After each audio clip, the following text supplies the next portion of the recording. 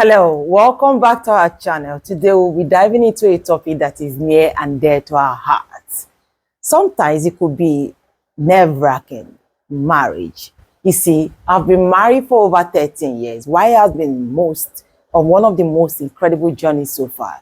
There are a few things I wish I knew before I said I do. So my partner and I are here to help you navigate some of the things we wish we knew before getting married. So, Sukomi, welcome to today's program. Yay! How long now have you been married? 12 years. So, what are the things you wish you knew before getting married that you would like to advise people that are trying to get married or newly married couple? Yes. I think I would just want to talk about 3. Okay. The first one is love. Okay. That big word, love. The mistake we make most of the time is we think love is alone to sustain a marriage, which is not. Because sometimes you just wake up one day and just look at your partner and feel, oh, did I really say I do to this person? Or did I really tell this person I want to marry her? But forgetting friendship, in my own experience, friendship sustains marriage more than love. Because at that time when love fails, friendship take over. Because like I said earlier, there will be a point you just feel that love is not just there. But because your partner is your best friend, and you know what it is with best friend, you want to chat, you want to gist, you want to gossip and all that. So you find yourself going back to that person, and that sustains it. So you are trying to say that before you say I do, you're advising people to ensure that they are married to their friend. Yes. Cultivate that friendship because exactly. Marriage is not always butterfly all the time. So wow, make sure your partner is your best friend, like is your go-to-get person. You can say anything, anywhere. You can just be best friend. Just be best friend. That's just the most important thing. Love is one of the criteria in getting married, but it does not sustain the marriage. Oh, I like that. So, okay, before you tell me your number 2, I think I will start, based on my experience so far, talk about family dynamics, right? For instance, you have to make sure you understand the family dynamics of where you are getting married into. The cultural differences, if you may, right? Now, for instance, I was bred in eastern part of the country, right? Married to a core Yoruba family. One of the things I didn't know, in fact, I was lucky that I met a woman in Surulere that I used to stay with in Surulere area of Lagos at the time. She was the one that taught me some of those Yoruba stuff. She said, one man aburo oko abi whatever oko loruko, that you don't just call your sister-in-law, brother-in-law by their name. And I didn't know that. I was like, oh, because coming up from the East, where we call people by their name, you speak to people based on the situation or circumstances of what you want to say. And I remember that I was doing that. So one day, I think the first and the only fight I ever had with my sister-in-law was about this. So what the mommy did tell me was that you have to also extend that culture to your brother-in-law's wife, the elder ones, right? So I remember when they got married and we were there, and I was saying, I mentioned my brother-in-law's wife's name, which is the elder brother-in-law. And my sister-in-law was like, do you understand? Like, was so offended by that. How would I be calling her by her name? And why would I not call her by her name? I'm even older than this person. Do you understand? So, and that was when I realized that saying love or I love you is not enough. If you are going to get married to somebody, one of the things you must look into is the family dynamics. Exactly. I also realized that communication is very important in marriage, right?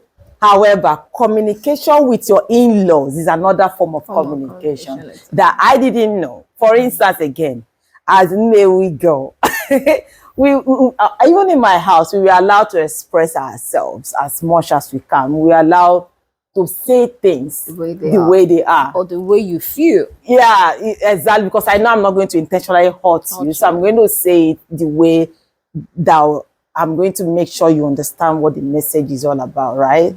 So, but when I got married, I remember one day my mother-in-law was in my house, and that day, I think she was so tired, she was snoring. And I remember going to her room and I said, Mommy, I tapped her, Mommy, she should all sleep by the side. And I promise you, I meant no harm. I wanted to help her. I wanted to be sure that she was sleeping fine. She wasn't, because that was really uncomfortable to my hearing. So I wanted to make sure she was fine. And at the end of the day, I realized that I wasn't supposed to say that. That it was rude for me to say that to her. Do you understand? So those are the things that I have now learned, that whatever it is that you think you know from your house might not match the family dynamics of where you are getting married to. Yeah. You have to look at these things and see if you can cope and see if it's the kind of place you want to try. Because honestly, right now, one of the things marriage and experience has taught me is not that I don't care about my in-laws, because obviously they are incredible, but I now understand boundary. There are some things that I used to say that I just look at it now that it's not my place to say it. So I don't even bother saying anything. Do you understand? And that's one of the things I've learned in marriage: communication with your in-laws. And is another form of communication entirely. If the family dynamic is far different from yours. Exactly. So but we will now talk about the communication between you and your husband. But we'll talk about that one.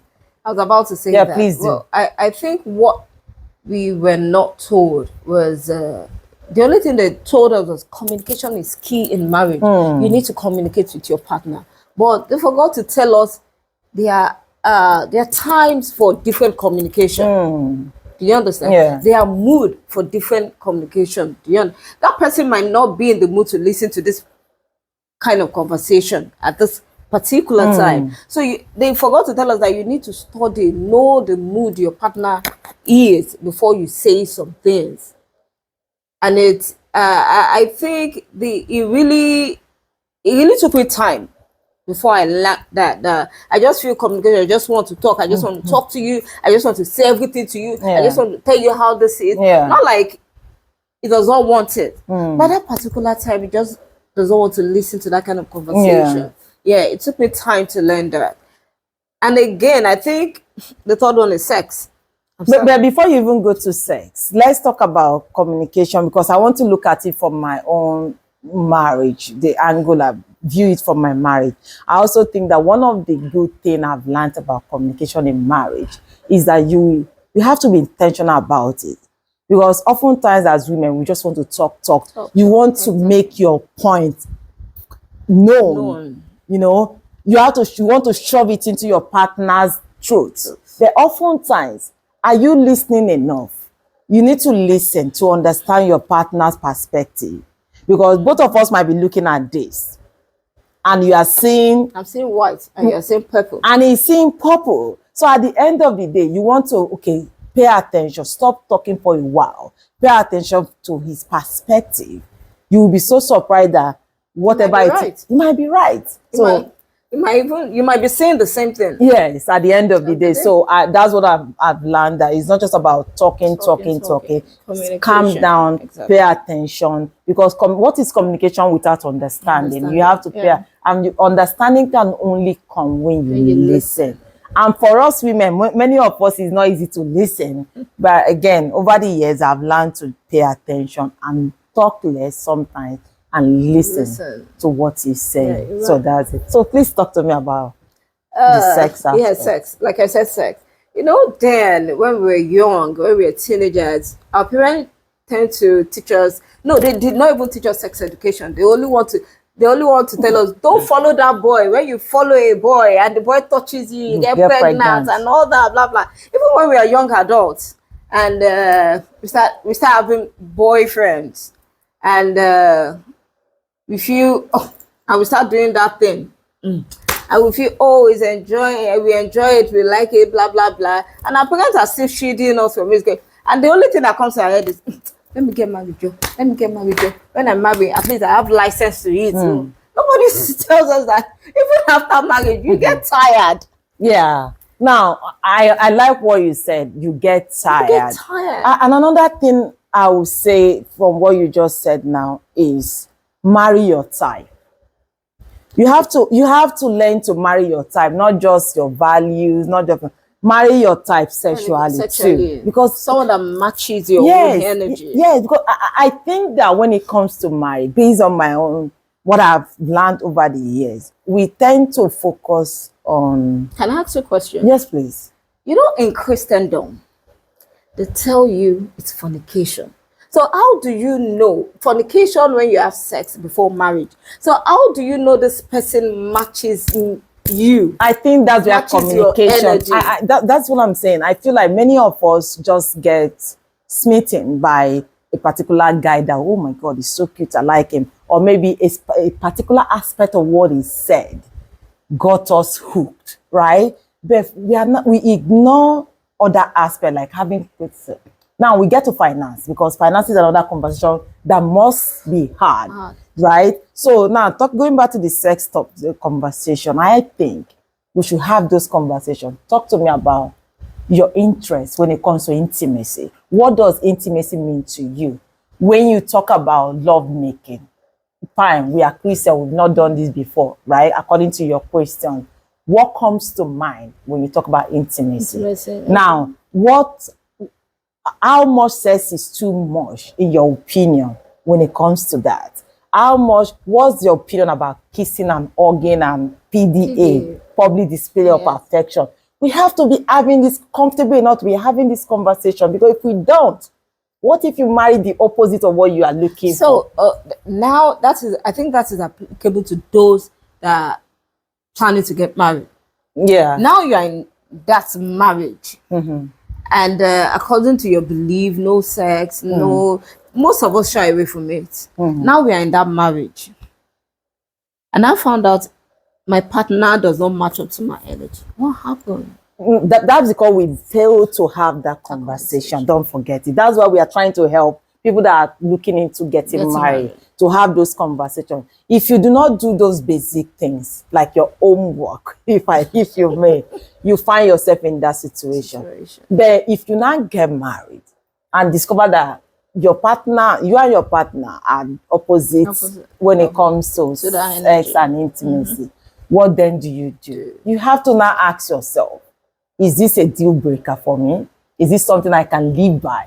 Can I stay for how long and not having sex? Fine. Somebody might argue that you can get these things in the market. Is that what you want for yourself? Exactly. Those are the questions that only you can answer. Do you understand? And let's maybe we'll come back to this, but let's talk about finances,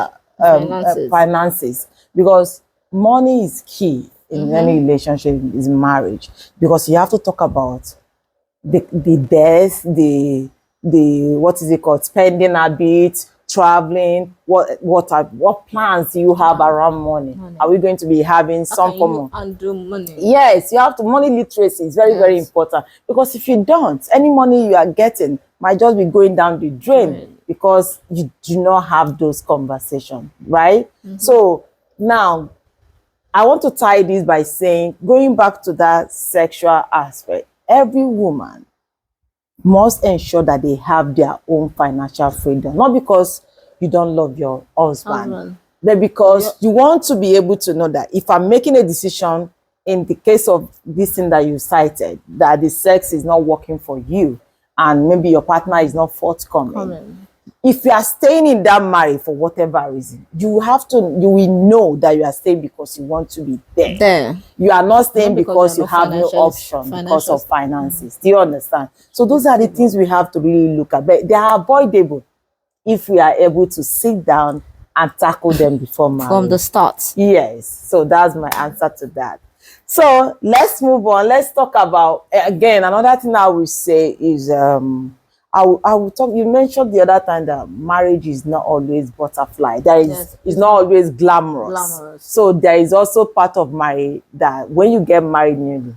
I have a younger friend of mine that when she was getting married, I schooled her because there are so many things that you fight about in marriage that early stage. For instance, many men, in my opinion, feels like flushing away their pee in toilet is a big deal. I don't know. That early stage, almost any man or any woman will tell you that their husband will not flush the pee. after pee. Yeah, you're not like, so you have to now communicate it. Sometimes it does not matter how old your husband is. At that early stage, you are murdering him. Yeah. Do you understand? Trying to like tell, why is toilet not flushed? You ought to flush the toilet, like bring the toilet seat down, take it off, that kind of stuff. And you now remember, maybe we go to the toilet to pee and the toilets are stained.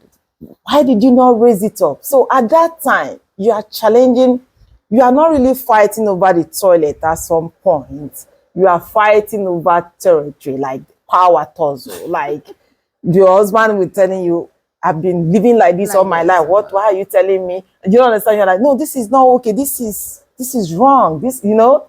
So you have to. Things we need to know. Exactly. You have to know that early stage, the first few months, you are probably going to. A few months. The first 1 year, 1-2 years. So depending on your kind of husband. That's why I said, before marriage, your partner should be your best friend. Do you get? If your partner is your best friend before marriage, all those things you know, all those things you know, if you can tolerate, then tolerance too is another big deal. Yeah. Because if you cannot, there's one mistake we make, it will change. She will change. Forgetting nobody changes for anybody. No. It's a personal conviction. If I want to change, it's a personal conviction. Yeah. So if that person can't change while dating, in courtship, then why do you think that person will change in marriage? So if you cannot tolerate those things during courtship, then I think you don't have any business there. Yeah. Marrying that kind of a person. But I also think that living conditions, living with someone is different from when you are dating. Because people don't show you all they are when you are dating. No, they don't. I can assure you, I don't know if I'm supposed to say this. Maybe not. I didn't fart in front of my husband, even till now, it's still uncomfortable. And I've been married for almost 14 years, right? But you will come, I'm just fat. I'm like, oh my God, you shouldn't have done that. I felt so irritated by that. I felt so irritated by that. Do you understand? So, but why dating? You won't see that. They won't do that. But everybody is trying to like package well. That's why you marry your best friend. We just wave it up. And that's the truth. Because it's your best friend, it will take anything. I used to have a best friend. And I think at the point I don't know what happened. I can't remember what happened. We just stopped talking. We stopped talking for like 2 years. And my family were like, where is this person? This person, you don't call this person anymore. I've not seen this person for a long time. And you know, one day I just sat down and I picked my phone and I called. And I think she was at an event that day. She was surprised that she saw my call, like she said. And I was like, you know, you're stupid. You know, you're very foolish. And I started crying. I was like, why? What happened to us? Do you understand? What happened to us? Maybe it took that long because for that 2 years, we weren't seeing each other again. We're not seeing each other. But that will not happen when you live with your best friend. You just realize you cannot just stay away from that person for an hour. You find yourself going back to that person. That is why it's key. When you want to get married, marry your best friend. But I also think you raise a point that I really want to emphasize on. When you get married, just because you are married doesn't mean your friends are now your enemies or strangers. No. Go along with your girlfriends. I'm talking about your core friends. Of course. Because you will need your girlfriends. In fact, marriage can be lonely sometimes, that you look back. If you do not have your armies, your girlfriends, you will regret it. So if you know you build that relationship where you have core and solid friends behind you. You can also tell anything and everything. Yes. Do you understand? That's why they are your inner couples. People that you can really trust, that you built over the years. Do you understand? If you don't have that, when you get married and you become lonely, you might regret it. I'm not talking about that anything bad happened. But life happens that you don't sometimes talking to your husband is not what you wanted at that point. You wanted to get, you would like to get another perspective. Do you understand? So, and that's what your core friends are for. But if you jute them just because you feel like you found the love of your life, it will be so lonely for you. So let's talk about self-care. Yay! I think when it comes to marriage, don't forget self-care.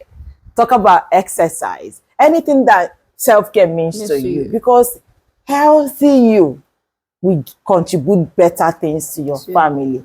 When you are stressed, you will just pick up on fight. When you are stressed, you will just be nag. Of course, you will nag. You will even give in your best.